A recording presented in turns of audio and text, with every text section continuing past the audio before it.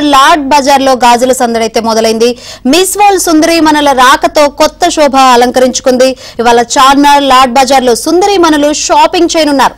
ఈ క్రమంలో వారు చౌమహల్లా ప్యాలెస్ లో స్వాగత విందుకు హాజరు కానున్నారు.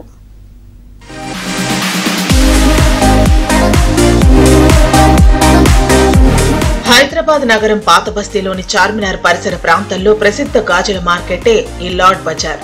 ఇక్కడ ప్రత్యేకంగా తయారు చేసిన గాజులు విరివిగా దొరుకుతాయి. లార్డ్ బజార్ లో షాపింగ్ చేయడానికి వచ్చే ఆడవాళ్లతో ఆ ప్రాంతం అంతా ఎప్పుడూ సందడిగా ఉంటుంది.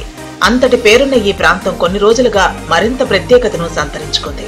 ప్రపంచ దేశాల అందగత్తెలు ఇటీవల చార్మినార్ ను సందర్శించడంతో అందరి నోళ్లలో ఇప్పుడు లార్డ్ బజార్ పేరే వినపడుతోంది. దాంతో పాటు సహజంగానే అమ్మకాలు పెరిగినట్టు స్థానిక వ్యాపారస్తులు చెబుతున్నారు.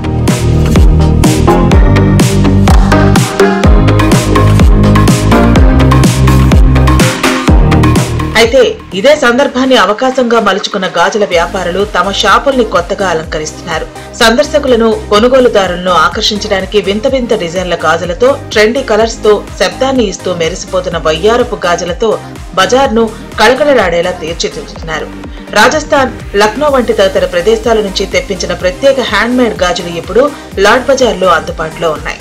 ఎప్పుడూ సందర్శకులతో హడావిడిగా ఉండే ఈ ప్రాంతం మిస్ వరల్డ్ ముద్దుగుమ్మల సందర్శనతో మరింత సందడిగా మారింది.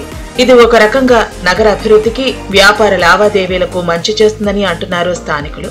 ప్రపంచ దేశాల సుందరీమణులు చార్మినార్ గాజులపై ఆసక్తి చూపటంపై స్థానిక వ్యాపారులకు కూడా కొత్త ఉత్సాహాన్ని ఇచ్చినట్లయింది. దీంతో ఇప్పుడు వివిధ దేశాల పర్యాటకులు కూడా ఈ ప్రాంతానికి రావడానికి ఆసక్తి కనపరుస్తున్నట్లు తెలుస్తోంది.